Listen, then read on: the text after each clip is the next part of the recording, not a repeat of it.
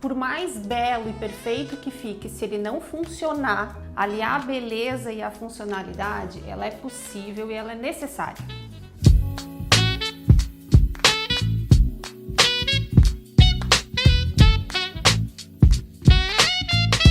O Ela Entrevista de hoje traz um assunto que muita gente quer ter em casa, quer desfrutar de uma arquitetura funcional. Como aliar a beleza à funcionalidade?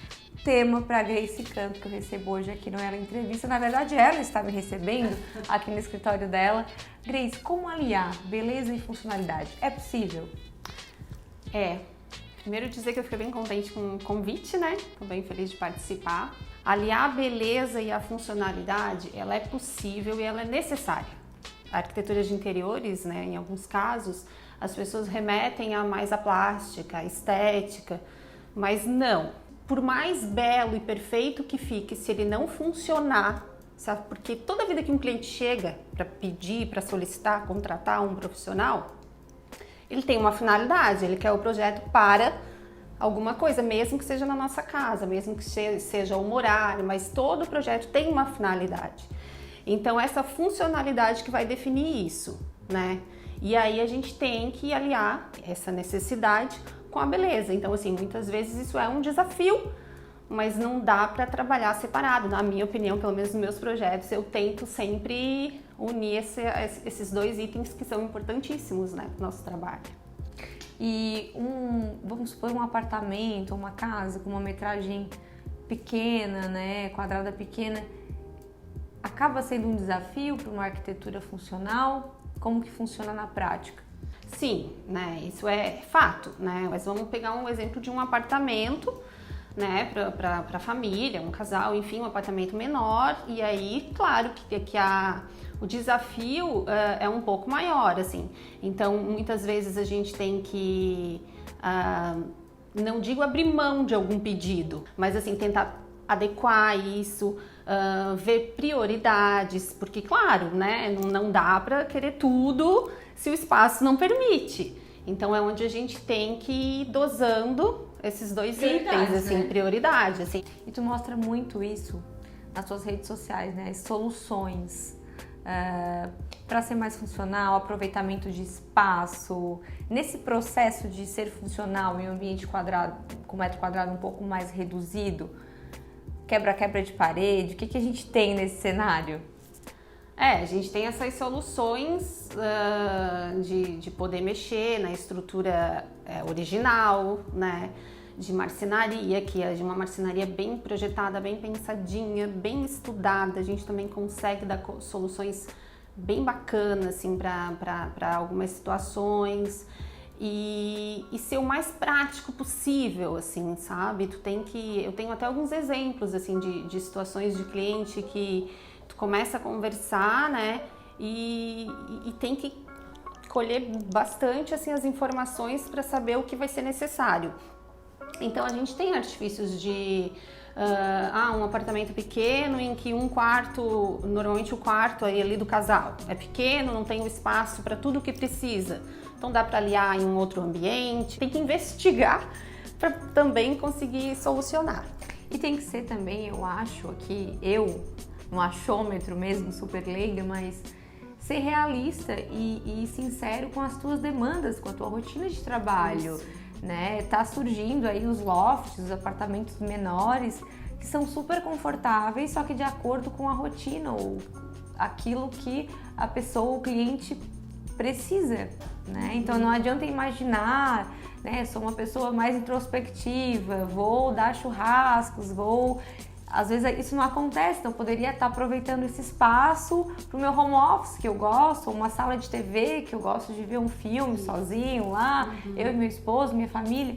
Então tem essas percepções que vai muito do profissional também, né? Isso. E tu sabe que eu comentei antes ali de um exemplo, eu tenho um exemplo que é bem parecido com isso que tu mencionou, assim. É um apartamento, o apartamento até tem um tamanho bem confortável, um apartamento grande. E aí nós tínhamos na planta original a parte do living, da sala, né, e a cozinha integrados, e logo assim também quase integrado a isso, a parte da área gourmet da churrasqueira. Então ficava aquele espaço bem amplo.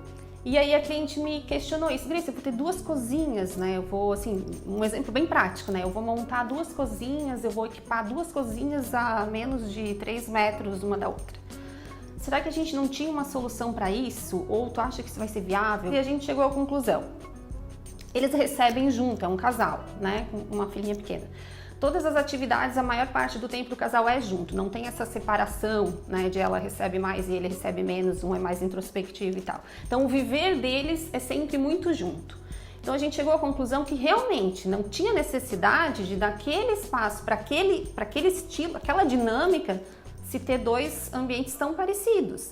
E aí a gente criou um escritório no espaço da cozinha, um home office, ele coleciona algumas peças, a gente criou um espaço bem bacana ali e completou toda a área gourmet com todos os equipamentos necessários. Então assim, a funcionalidade que tinha na planta original foi totalmente alterada, mas alterada para aquele cliente.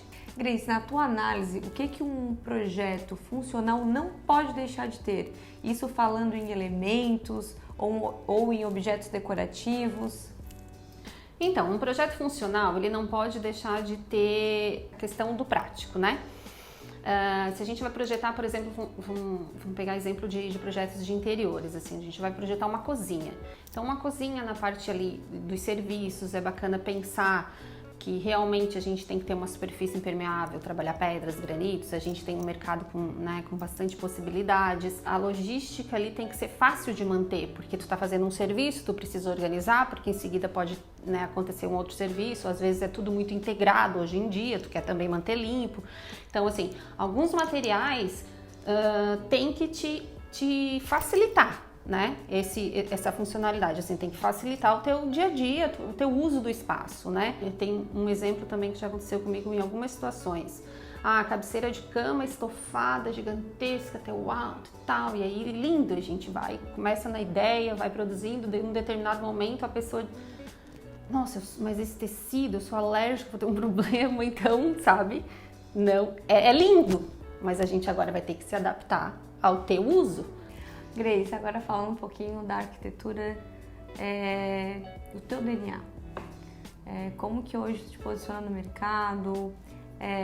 Quais são se tem um cliente específico que te procura? Então, aqui no escritório eu atuo na parte de arquitetônico, projetos arquitetônicos e de arquitetura de interiores. A procura é maior para arquitetura residencial mesmo, sabe? Assim, principalmente nas de interiores, né? O meu DNA de estilo, eu acho que eu vou mais na arquitetura contemporânea, né?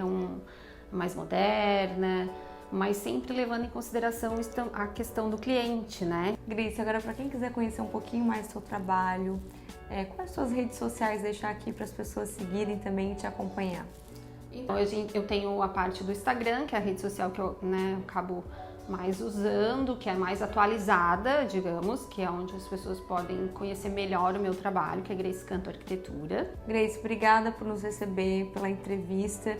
Um prazer estar falando contigo desse assunto que é tão pertinente hoje, né? Nossas vidas, tudo muito corrido, nem sempre a gente consegue ter uma metragem quadrada generosa e aí é onde a arquitetura funcional se faz presente. Não só na metragem quadrada pequena, mas como a arquitetura como um todo, né? Acho que todos nós queremos praticidade e funcionalidade na nossa rotina, na nossa vida e também nas nossas casas. Muito obrigada por estar participando com a gente.